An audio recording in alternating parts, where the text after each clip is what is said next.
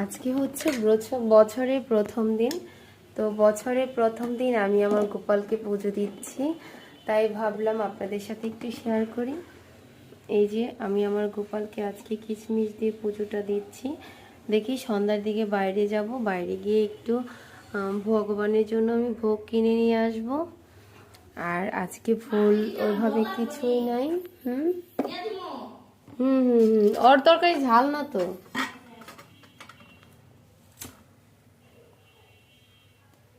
তো আমি মোমবাতিটা ধরিয়ে দিলাম।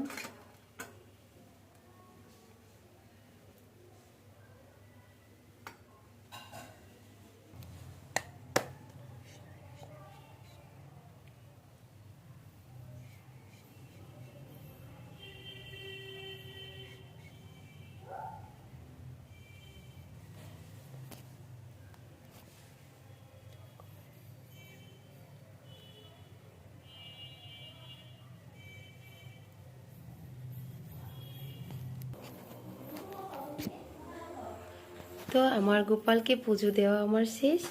আর আমি কিন্তু একবারে স্নান ধান করে রেডি হয়ে গেছি, জিমে চলে যাব। আজকে হচ্ছে নতুন জিমে যাব, তাই ভাবলাম যে স্নান করে আগে পুজো দিয়ে তারপরে বাসা থেকে বের হই। আর নতুন বছরে যেহেতু বাসা থেকে বের হতে হলে পুজো না দিয়ে ভালো লাগবে না, তাই আমি পুজোটা একদম শেষ করে বের হয়ে যাব। এদিকে মেয়েও রেডি আছে, তো এখনই আমরা বের হয়ে যাব। কি করছো তুমি?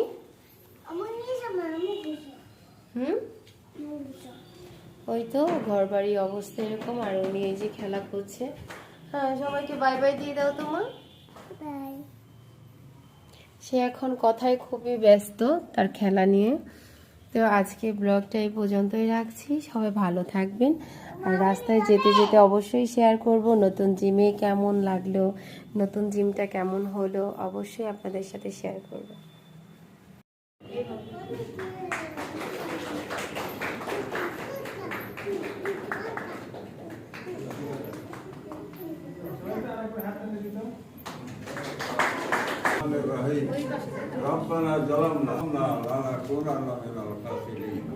মাহবুব, আজকে এই মেয়েদের জিম এখানে উদ্বোধন হলো।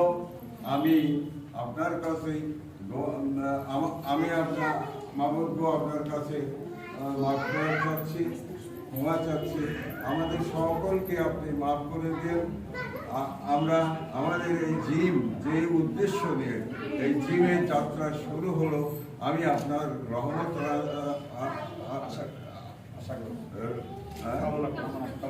আমি আপনার রহমত কামনা করছি।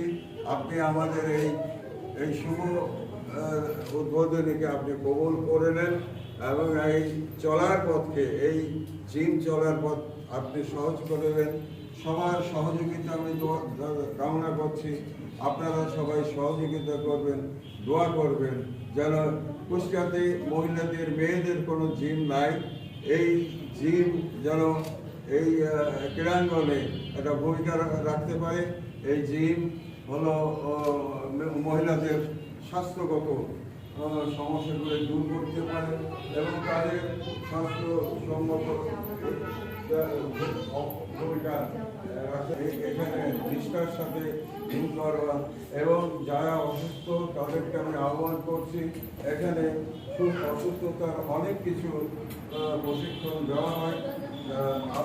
আপনারা যারা অসুস্থ তারা এখানে আসবেন, আপনাদের জন্য বিশেষ ব্যবস্থা আছে। দেখা করে আসা যাও।